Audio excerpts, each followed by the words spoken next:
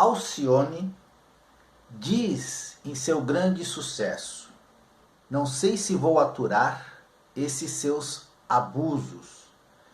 Não sei se vou suportar os seus absurdos. Não posso mais alimentar a esse amor tão louco. Que sufoco. Bem, no relato emocionante de hoje, de Anita Wood, você vai se lembrar dessa canção, com certeza. Em 1962, Anita Wood tinha um relacionamento sério com Elvis Presley, que já contava 5 anos. Ela estava com 24 anos de idade. Estão lembrados que no vídeo anterior eu terminei e ao final do vídeo eu disse: há perigo na esquina. Sempre há. Eu começo o nosso vídeo de hoje, antes do relato emocionante de Anita Wood, com um trecho do livro Elvis e Eu, de Priscilla Beaulieu. Vamos então à introdução do nosso vídeo de hoje. Era um dia frio e nevado, em março de 1962, quase 2 anos depois que Elvis deixara a Alemanha. Ao final da tarde, ele me telefonou. Há meses que não nos falávamos. Eu gostaria que você viesse a Los Angeles, baby. Acha que podemos dar um jeito? Não sei. Oh, Deus, eu não esperava por isso. Vai precisar algum tempo, algum planejamento. Eu achava que jamais conseguiria persuadir papai a me deixar viajar. Houve vários telefonemas com Elvis procurando dizer todas as palavras certas para agradar a meus pais. Tive conversas separadas com mamãe, na esperança de que ela me ajudasse a convencer papai. Mais uma vez, Elvis atendeu a todas as exigências de papai, que esperássemos até eu iniciar as férias de verão, que ele me enviasse uma passagem de ida e volta em primeira classe, que apresentasse um roteiro meticuloso das minhas atividades durante as 2 semanas que passaria em Los Angeles, que eu tivesse uma companhia constante e escrevesse todos os dias para meus pais. Os poucos meses subsequentes pareceram anos. Eu marcava no calendário cada dia até o nosso reencontro. Mas, neste exato momento, em 1962, o que estava acontecendo na vida amorosa, na vida profissional de Elvis? Elvis estava terminando o filme Girls, Girls, Girls, e ele tinha um relacionamento, tinha alguém que apostava no casamento, Anita Wood.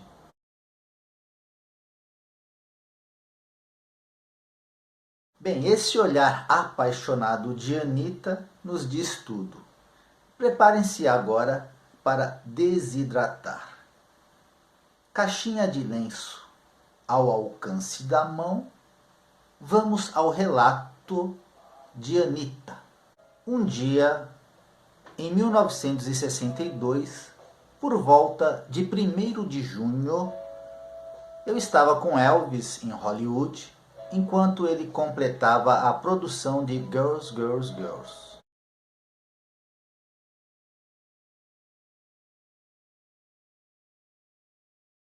Embora parte do filme tenha sido filmada em locações no Havaí, no início daquela primavera eu não acompanhei Elvis naquela viagem em particular. Agora que Elvis estava de volta à Califórnia, aproveitei como sempre a oportunidade de ficar com ele. Mas, por algum motivo, eu simplesmente não estava com vontade de ir para o estúdio com ele naquele dia. Então, decidi ficar em casa e relaxar. Eu não percebi na época, mas essa decisão mudaria o curso da minha vida. Naquele tempo, Elvis estava hospedado em sua casa em Bel Air.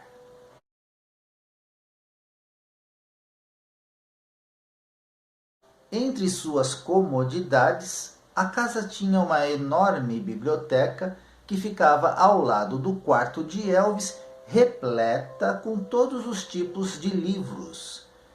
Sempre uma ávida leitora, resolvi passar o dia perdida nas páginas de um bom livro. Comecei a vasculhar as prateleiras em busca de algo que me agradasse, quando repentinamente me deparei com um livro que estava em cima da mesa de cabeceira de Elvis. Peguei, folheei as páginas e notei que havia uma carta pendendo dele. A carta já havia sido aberta.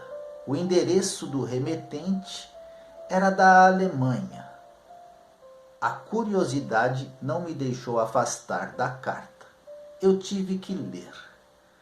A carta foi escrita por uma jovenzinha de 16 anos chamada Priscila Beaulieu. A mesma garota que os jornais chamavam de a garota que ele deixou para trás em 1960, quando Elvis retornou da Alemanha. Na ocasião, Elvis havia me dito que a garotinha era filha de um amigo que era oficial do exército e que, por acaso, era uma grande fã. Apenas isso. Fim de papo. Bem, para meu total espanto e surpresa, enquanto eu lia a carta, ficou bastante claro que havia muito mais do que Elvis fazia parecer. Em especial, quando cheguei à parte em que a garotinha praticamente implorava para Elvis que queria muito visitá-lo nos Estados Unidos. Minha cabeça começou a girar, meu coração acelerado impedia que minha respiração desenvolvesse o ritmo normal. O que era para ser uma tarde prazerosa de leitura? Tentei me acalmar e racionalizar. Se esta fosse apenas mais uma carta de fã, estaria em seu escritório em Graceland. Então, por que Elvis guardou a carta com ele? E, mais intrigante, por que qualquer pai responsável permitiria que sua filha adolescente viajasse 8.000 quilômetros sozinha para visitar um homem de 27 anos, ainda que ele fosse um astro do cinema e o rei do rock? Quanto mais eu pensava e racionalizava sobre isso, mais irritada eu ficava e mais encucada me tornava. Mesmo em minha época, era muito estranho estar em um relacionamento de 5 anos sem o consumar. Quero dizer, duas pessoas que se amam após 5 anos, isso deve ser consumado. Há de haver uma entrega. Quem aguenta isso? Embora eu não tivesse dúvidas de que Elvis me amava, sempre tão carinhoso, sempre em busca da minha companhia, por algum motivo ele não queria tirar a minha virgindade. É claro que dividíamos a cama juntos e nos esfregávamos um no outro, assim como os adolescentes faziam à época. Olhando em retrospecto, era exatamente assim que Elvis agia, como um jovem adolescente, mesmo sendo 3 anos mais velho do que eu. Ele gostava de brincar, gostava de me ver saltando na beirada da cama, gostava do fetiche da minha calcinha branca de vovó. Mas seus momentos de intimidade física nunca passaram de um certo ponto em todos os 5 anos em que estivemos juntos. Dizem que o amor é cego. Quando se trata do meu amor por Elvis, tenho que concordar. Eu sempre abracei o seu lado bom e virei o rosto para as suas qualidades negativas. Sempre que algo dava errado, Sempre que discutíamos e brigávamos, sempre que ficávamos afastados um do outro, sempre nos beijávamos e fazíamos as pazes. Depois de 5 anos, gostava de acreditar que conhecia o verdadeiro Elvis Presley, o homem que os outros não conheciam. E em muitos aspectos eu conhecia. Mas, olhando para trás, agora percebo que havia coisas acontecendo que não sabia ou não desejava saber, especialmente quando se tratava de mulheres. Embora eu estivesse a par de todas as fofocas e até mesmo sabendo de seus desejos, de suas fraquezas, de suas traições, eu estava ciente que ele se perdia com outras garotas, dançarinas, atrizes, cantoras, qualquer coisa que usasse saia. Mas Elvis sempre voltava para mim. Eu sempre conseguia vislumbrar um futuro, apesar disso. Nenhuma dessas garotas importava para ele. Apenas eu era quem ele realmente amava e, eventualmente, queria se casar. Ele desejava uma garota que fosse boa e pura, e nada fácil ou vulgar, como as outras. Era o que ele sempre me dizia e era o que eu acreditava. Mas agora, depois de 5 anos, estava ficando claro que Elvis queria o bolo todo. Ele queria todo o prazer de um homem sem compromissos, aliado ao prazer de um compromisso seguro e satisfatório do ponto de vista estritamente e particularmente seu. A carta que eu segurava agora nas mãos era a gota d'água. Fiquei sentada ali, consumida, atordoada, sentindo-me vazia, traída. Como se tudo o que tivera vivido até então fosse apenas um devaneio no qual eu havia me perdido. Então, ao anoitecer, Elvis chegou. Oi, pequena, o que há? Ele disse alegremente, como era o seu feitio. Embora eu estivesse fula, jamais faria uma cena diante de outra pessoa. Então, calmamente eu disse: Elvis, precisamos conversar. Podemos ir até a biblioteca, por favor? Elvis olhou para mim de uma forma engraçada e ao mesmo tempo desconfiada, mas disse: Claro, pequena, eu a encontrarei lá. Subi as escadas até o quarto e entrei na biblioteca. Elvis veio logo atrás. Eu abri o livro, peguei a carta e a estendi para ele. Você, por favor, teria uma explicação para isso? As narinas de Elvis se dilataram como um touro quando é liberto da porteira. Por que você está espionando minhas cartas? Esta carta é de uma garotinha chamada Priscilla Beaulieu. Eu disse com toda a calma e classe que pude reunir. Eu li sobre ela no jornal quando você estava na Alemanha e você garantiu que ela era apenas uma fã de 14 anos que não significava nada para você. Você repetiu isso várias e várias vezes, mas contato, sem dúvida agora que isso absolutamente não é a verdade. Ela está a caminho para vê-lo. Eu mal terminara a frase quando Elvis enlouqueceu. Ele me agarrou pelos 2 braços e me empurrou pelo corredor. Bati as costas contra o armário. Então ele me agarrou novamente e me sacudiu várias vezes enquanto esbravejava. Por quê? Por que, pequena? Por que você foi mexer nisso? Por quê? Por que você tinha que encontrar essa carta?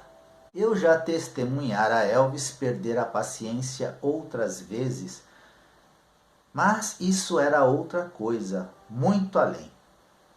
Por um instante eu tive a nítida certeza que ele ia me bater. Felizmente, porém, a razão prevaleceu e Elvis logo se acalmou. Quando ele não estava tentando se desculpar, ele mantinha a sua versão de que Priscila era apenas a filha de um oficial do exército, nada para você se preocupar. Mas, por essa hora, eu já estava farta. Estou fazendo minhas malas, eu fui enfática. Eu quero voltar para casa ainda hoje. Para um homem acostumado a conseguir o que queria, isso era difícil de aceitar. Eu agora sabia a verdade sobre Priscila e nada mais que ele pudesse fazer ou dizer poderia mudar isso. Ainda assim, ele implorou para que eu não contasse a ninguém sobre a carta ou sobre a visita de Priscila.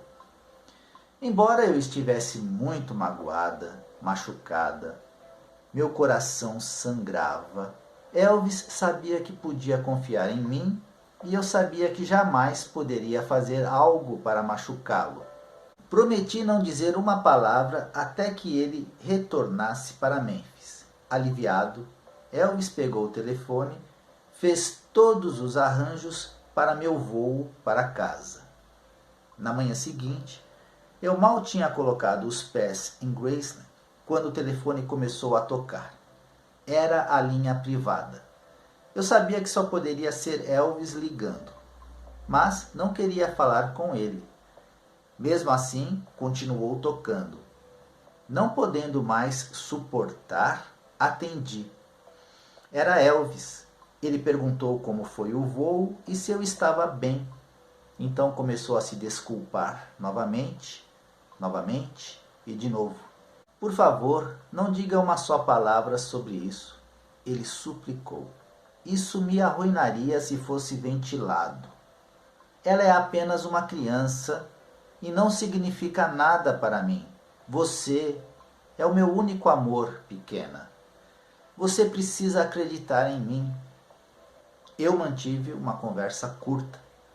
A essa altura, eu não sabia em quem mais acreditar, mas novamente o assegurei que não contaria a ninguém. Eu queria confiar nele e foi o que eu fiz. Mas, então, em uma manhã de agosto de 1962, tudo desmoronou. Eu desci as escadas dos fundos que levavam à cozinha para o café da manhã quando escutei Elvis conversando com seu pai.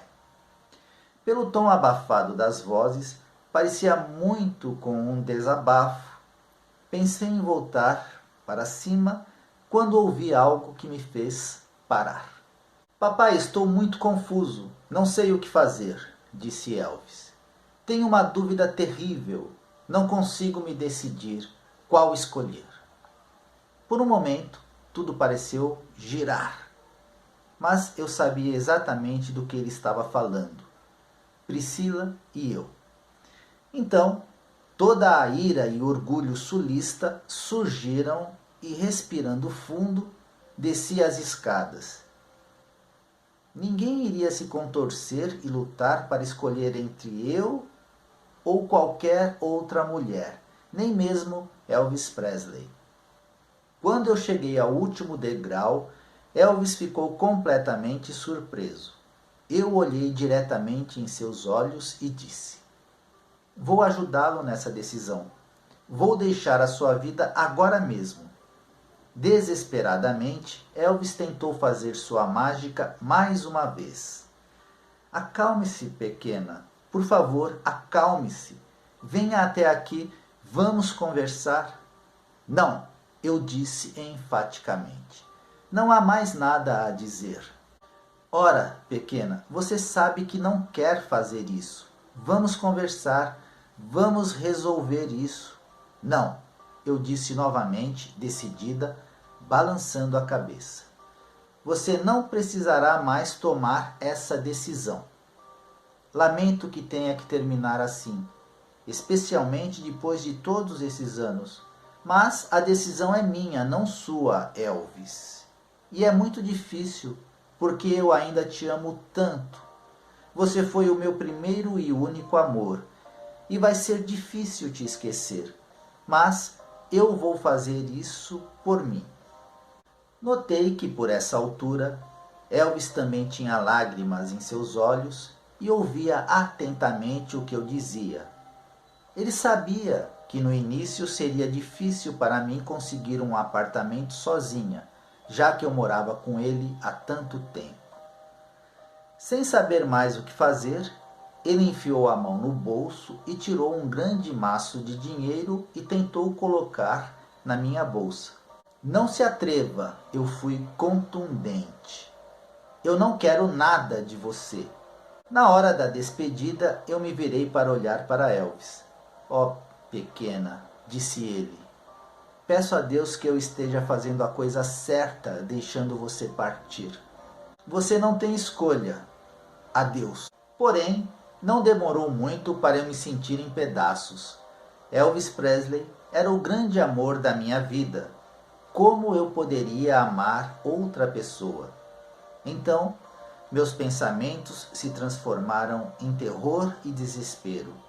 Eu havia dado os últimos 5 anos de minha vida a ele, enquanto a maioria de minhas amigas da mesma idade já haviam casado. Eu chorei por 3 dias seguidos. Muitas vezes tive vontade de pegar o telefone e ligar para Elvis. Mas consegui resistir todas as vezes. Sim, eu o amava demais, mas não voltaria. A vida como eu a conhecia mudou repentinamente e eu não sabia mais o que fazer. Até que consultei um médico que receitou tranquilizantes por cerca de 1 mês. Isso foi um auxiliar e ajudou a passar por isso.